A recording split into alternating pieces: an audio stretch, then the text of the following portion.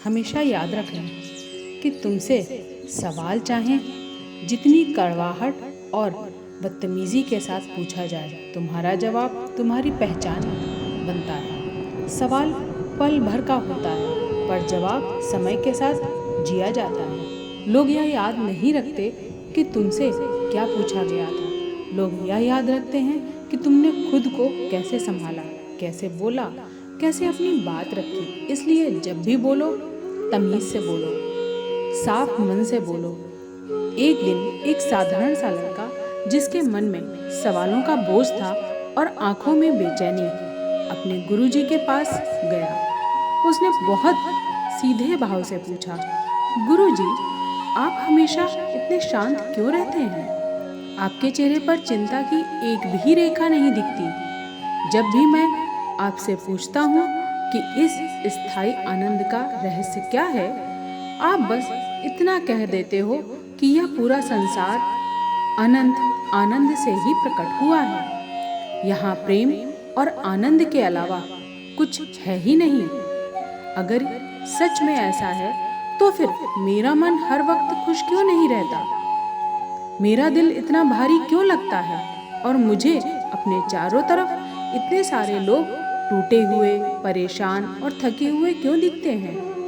यह सवाल पूछते हुए उसके भीतर सिर्फ जिज्ञासा नहीं थी, एक छिपी हुई पीड़ा भी थी, जैसे वह अपने ही मन में हार चुका हो। गुरुजी ने उसकी आंखों में देखा और बहुत शांत स्वर में कहा, यह सब माया है, संसार का आकर्षण है और अविद्या है। खुद को न जान पाना ही सबसे बड़ा अज्ञान है और यही कारण है कि मन बार बार दुख पकड़ लेता है। मन बाहर की चीजों में उलझकर या भूल जाता है कि असली कमी बाहर नहीं, भीतर होती है। लड़के ने थोड़ा झिझकते हुए कहा, गुरुजी, माया, मोह, अज्ञान यह शब्द मेरे लिए किताबों तक ही सीमित है। मैं इन्हें सुनता तो हूँ पर जी नहीं पाता, समझ नहीं पाता। मैं चाहता हूँ कि कोई बात ऐसी हो जो दिल को छू जाए, जो भीतर उतर जाए। उसकी एक भूली ईमानदारी पर गुरुजी ने मुस्कुरा दिया। उन्होंने कहा, अब रात हो गई है, इस पर कल बात करेंगे। लेकिन कल आया, फिर परसों आया और 2-3 दिन बीत गए। गुरुजी ने माया और मन पर कोई चर्चा नहीं की। लड़के का मन और बेचैन हो गया, पर वह चुप रहा, क्योंकि वह जानता था कि कुछ बातें शब्दों से नहीं, अनुभव से समझाई जाती हैं। इससे पहले कि हम इस विषय पर गहराई से समझें, आपसे अनुरोध है कि इस वीडियो को अंत तक जरूर देखें। फिर एक दिन कुछ ऐसा हुआ, एक सुबह गुरु और शिष्य दोनों नदी पर स्नान करने गए। पानी ठंडा था, हवा में हल्की सी ताजगी थी और सब कुछ सामान्य लग रहा था। लौटते समय गुरुजी ने पहाड़ों के बीच से जाने वाला एक दूसरा रास्ता चुना। वह रास्ता थोड़ा कठिन था, पथरीला था, लेकिन छोटा भी था। चलते हुए मन में थकान तो थी, पर भीतर कहीं एक उत्सुकता थी।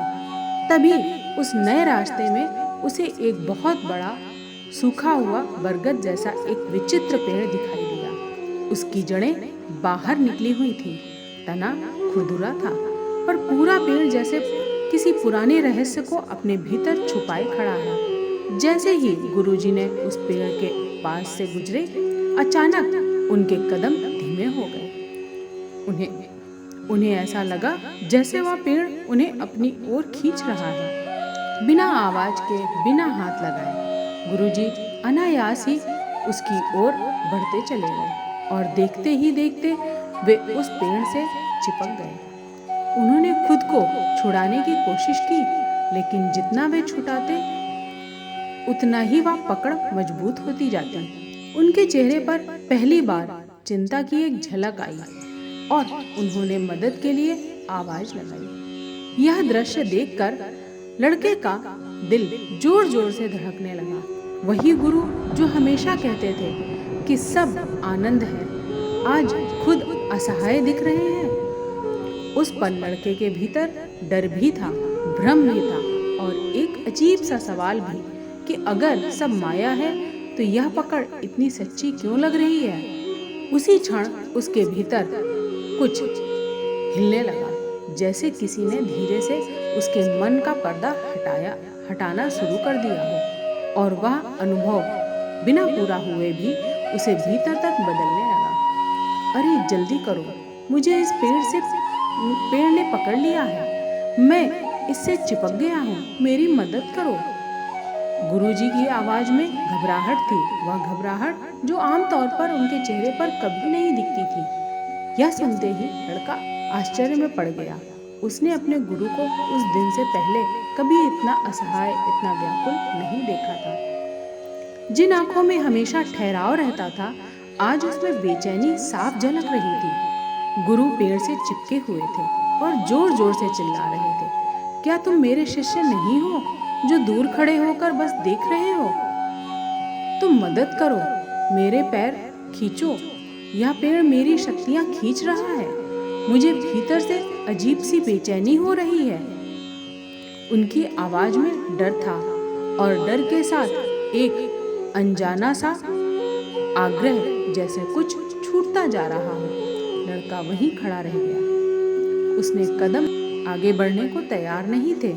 उसका मन तेजी से सोच रहा था, अगर मैं इस पेड़ के पास गया और इसने मुझे भी पकड़ लिया तो, अगर मैं भी इसमें फंस गया तो फिर हमें कौन बचाएगा? वह पहली बार अपने गुरु को बचाने से पहले खुद को बचाने के बारे में सोच रहा था, और यही सोच उसे भीतर ही भीतर अपराध बोध भी दे रही थी। तभी उसने थोड़ी दूरी से आवाज लगाकर कहा, गुरुजी, आपने तो पूरी जिंदगी दूसरों की मदद की है, आज आपको मेरी जरूरत पड़ रही है। गुरु ने और तेज स्वर में कहा, समय मत गवाओ, जल्दी से मेरे पैर पकड़ो और मुझे इस पेड़ से अलग करो। आदेश भी और लाचारी भी। लड़का हिम्मत जुटाकर पेड़ के पास गया। पेड़ वैसा ही सूखा खड़ा था, जैसा कुछ हुआ ही ना हो। उसने पूरा ताकत लगाकर गुरु का पैर खींचा। उसकी मांसपेशियां तन गईं, सांस तेज हो गई, लेकिन गुरु पेड़ से अलग नहीं हुए। ऐसा लग रहा था मानो कोई अदृश्य पकड़ रहा है, उन्हें थामे हुए है। गुरु ने फिर कहा, मेरा शरीर इस पेड़ के तने में धंसता जा रहा है, मेरी मांसपेशियों में अब ताकत नहीं बची है, मैं बहुत बेचैन हो रहा हूँ, जल्दी करो। यह सुनते ही लड़का अचानक रुक गया।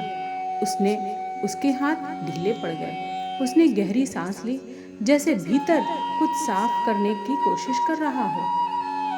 उसके चेहरे पर डर की जगह अब एक अजीब सी स्पष्टता आ रही थी। वह थोड़ी देर चुप रहा, फिर बहुत शांत लेकिन ठोस आवाज में बोला, गुरुजी, यह कैसे संभव है? इस पेड़ के तने में तो कोई ताकत ही नहीं है कि वह आपको पकड़ सके। आपने ही तो अपने हाथों से इस पेड़ को जकड़ रखा है, फिर आप मुझसे मदद क्यों मांग रहे हैं? यह कहते समय उसके स्वर में ना तंज था, ना घमंड, बस एक सीधी सच्चाई। उस पल जैसे समय ठहर गया। गुरु की आंखों में चमक आ गई। वे जोर से हंस पड़े और उसी क्षण उन्होंने अपने हाथ पेड़ से हटा लिए। पेड़ वही खड़ा था, शांत, निर्जीव, बिल्कुल वैसा ही जैसा पहले था। गुरु ने लड़के की ओर देखकर कहा, यही माया है। हम मन को कभी छोड़ते नहीं हैं। हम खुद जकड़ कर बैठ जाते हैं और फिर कहते हैं कि कोई और हमें पकड़ रहा है। हम गलत बात पर विश्वास कर लेते हैं और फिर उसी विश्वास को अपनी सच्चाई मान लेते हैं। मन कुछ नहीं करता, हम ही उसे ताकत देते हैं। यह सुनकर लड़के का सिर थोड़ा झुक गया। उसके भीतर बहुत कुछ टूट रहा था और बहुत कुछ बन भी रहा था। उसने धीमी आवाज में पूछा, गुरुजी, जब हम यह जानते हैं कि मन ही हमें परेशान करता है, फिर भी हम मन को छोड़ क्यों नहीं पाते? सवाल पूरा होते ही हवा में एक अलग सा सन्नाटा फैल गया, जैसे यह सवाल सिर्फ गुरु से नहीं, खुद से भी पूछा गया हो। और उसका सवाल कहीं बाहर नहीं, भीतर किसी गहराई में धड़क रहा हो। गुरु कुछ पल शांत रहे, जैसे शब्दों से पहले उस सन्नाटे को बोलने दे रहे हों। फिर बहुत सहज लेकिन गहराई से भरे स्वर में बोले, क्योंकि हम बाहरी सुखों के सहारे खुद को संतुष्ट रखना चाहते हैं। हम सोचते हैं कि बाहर कुछ मिल जाएगा तो भीतर की बेचैनी खत्म हो जाएगी। इसलिए हम इच्छाओं को पकड़ लेते हैं, एक के बाद एक बिना रुके। और याद रखना, इच्छाओं को पकड़ना ही मन को पकड़ना है और मन को पकड़ना ही माया है। यही माया हमें यह भ्रम देती है कि हम कमजोर हैं, कि हम फंसे हुए हैं, कि हमारे पास कोई रास्ता नहीं है, जबकि सच्चाई इसके ठीक उल्टी है। हम हमेशा मन से ज़्यादा शक्तिशाली हैं। हम मन के स्वामी हैं, लेकिन हम यह भूल जाते हैं कि हम जब चाहें मन से ध्यान हटा सकते हैं, जब चाहें मन को शांत कर सकते हैं। लेकिन हम कोशिश ही नहीं करते हैं, क्योंकि हमें अपनी ही शक्ति पर भरोसा नहीं होता है। गुरु ने आगे कहा, इससे एक बहुत बड़ा सच सामने आता है कि मन हमसे है, हम मन से नहीं। लेकिन जीवन की दौड़ में परीक्षा, तुलना, डर और उम्मीदों के पीछे भागते भागते हम यह सच भूल जाते हैं। हम खुद को छोटा मान लेते हैं, कमजोर मान लेते हैं, और यही भूल ही असली माया है। लड़का यह सब सुन रहा था, लेकिन उसने भीतर अभी भी एक बेचैनी बाकी थी। उसने धीमे स्वर में पूछा, गुरुजी, हम यह भूलना बंद कैसे करेंगे? मन से दूरी कैसे बनाएंगे जब मन हर वक्त हमारे साथ चिपका रहता है?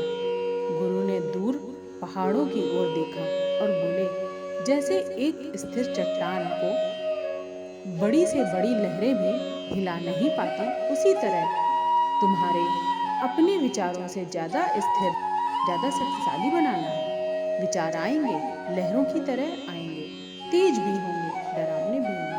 लेकिन सवाल यह नहीं कि लहरें आएंगी या नहीं, सवाल यह है कि तुम चट्टान बन पाते हो या नहीं। लड़के के भीतर कुछ हिलने लगा। गुरु ने कहा, यह शक्ति बाहर से नहीं आती, यह जागृत की शक्ति है। यह जागृत की जाती है, और यह जब जागती है तो इंसान पहली बार खुद को हल्का महसूस करता है। फिर गुरु ने बहुत सरल शब्दों में कहा, पहला सबक यही है कि तुम जो मान लोगे वही तुम्हारा सत्य बन जाएगा। अभी तक तुम यह मानते आए हो कि मन है और वह तुम्हें परेशान करता है, इसलिए तुम्हें यह भी मानना पड़ेगा कि तुम मन के सामने कमजोर हो। लेकिन अब ये हर दिन, हर पल खुद को बार बार याद दिलाओ।